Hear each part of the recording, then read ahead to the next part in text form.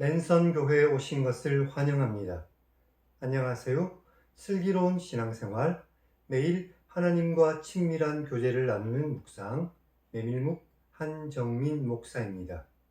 그리스도인은 하나님의 뜻을 묻고 그 뜻에 따라 살아가야 하는 사람들입니다. 그런데 하나님의 뜻이 무엇인지 어떻게 아느냐라는 질문을 할 수 있습니다. 얼마 전 어떤 성도 한 분이 제게 이런 종류의 질문을 했었습니다. 그래서 저는 이렇게 대답했습니다. 무엇이 하나님의 뜻인지는 본인이 사실 잘 알고 있습니다.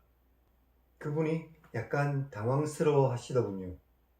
그런데 사실 대부분의 경우 성도들은 하나님의 뜻이 무엇인지 잘 알고 있습니다. 다만 하나님의 뜻이라고 생각하는 방향과 내가 하고 싶은 방향이 서로 일치하지 않기 때문에 고민하는 것이죠. 우리가 어떤 일 앞에서 고민하는 이유가 바로 여기에 있습니다. 하나님의 뜻과 내가 하고자 하는 방향이 같다면 고민할 필요가 없죠.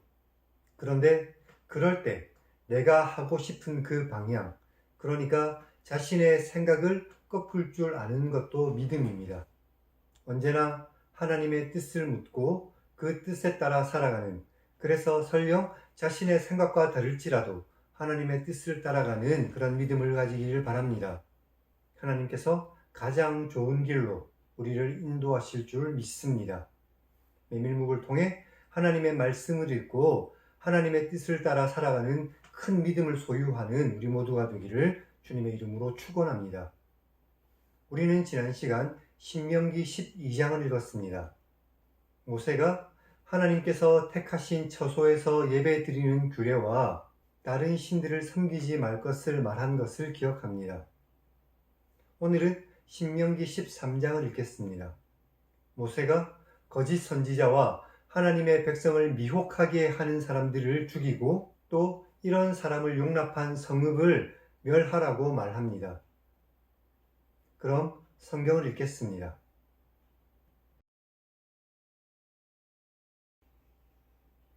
너희 중에 선지자나 꿈꾸는 자가 나와서 기적과 기이한 일을 내게 보이고 그가 내게 말한 그 기적과 기이한 일이 이루어지며 너희가 알지 못하던 다른 신들을 우리가 따라 섬기자고 말해도 너는 그 선지자나 꿈꾸는 자의 말을 듣고 따르지 말라.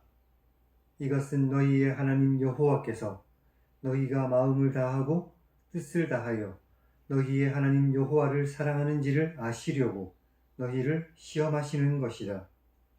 너희는 너희의 하나님 여호와를 따르며 그를 경외하며 그의 명령을 지키며 그의 목소리를 듣고 순종하며 그를 섬기며 그를 의지하며 그런 선지자나 꿈꾸는 자는 죽여라.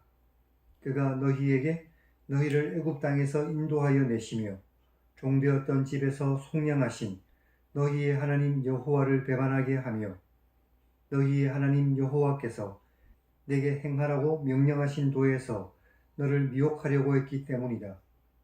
너는 이같이 하여 너희 중에서 악을 없애버려라.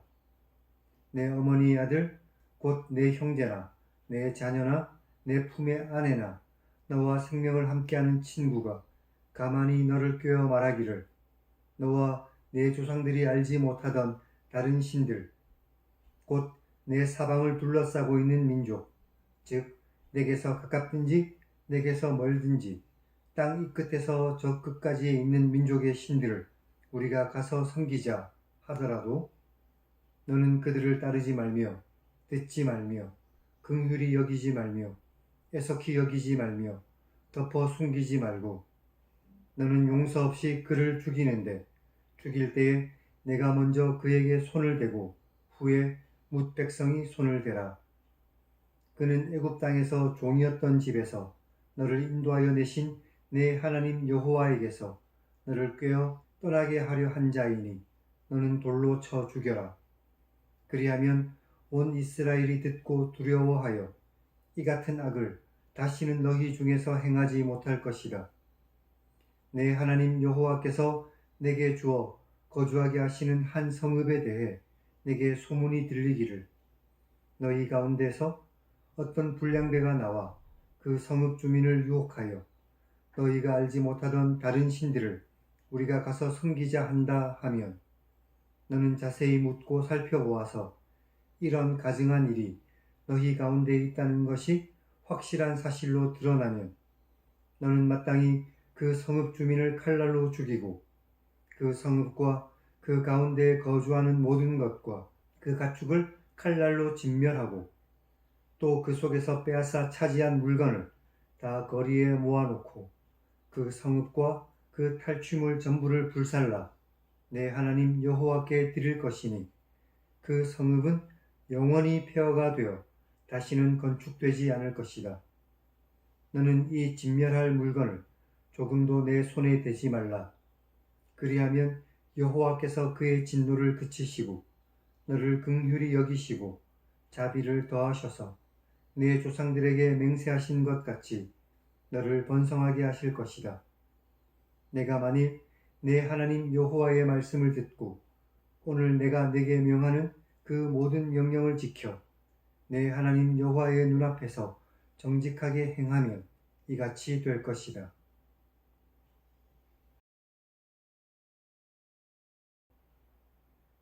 오늘은 여기까지 읽겠습니다.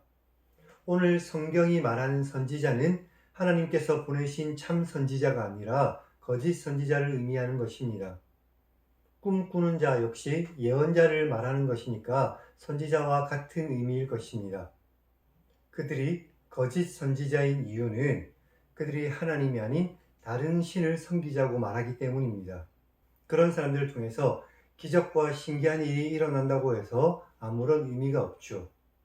그런데 모세는 이런 거짓 선지자가 나타나는 이유는 하나님께서 이스라엘 백성들이 하나님을 사랑하시는지 시험하시기 위해서라고 말하고 있습니다. 그래서 이스라엘 백성들은 이런 거짓 선지자는 반드시 죽여야 했습니다. 이처럼 가족이나 친족이나 친구라도 하나님이 아닌 다른 신을 섬기자고 말한다면 용서 없이 죽여야만 했습니다. 12절부터 보면 어떤 성읍에 이런 유의 사람들이 등장했지만 만약에 그 성읍 사람들이 이런 거짓 선지자와 같은 사람들을 죽이지 않았다면 그 성읍을 완전히 다 진멸하라고 말씀하십니다. 그리고 그 성읍은 영원히 폐허가 되고 다시는 건축되지 않을 것입니다. 오늘 말씀을 통해서 우리는 하나님께서 우리가 다른 신들을 섬기는 것을 철저하게 미워하신다는 사실을 알 수 있습니다. 만약 우리가 다른 신을 섬긴다면 우리는 이미 하나님의 백성이 아니겠죠.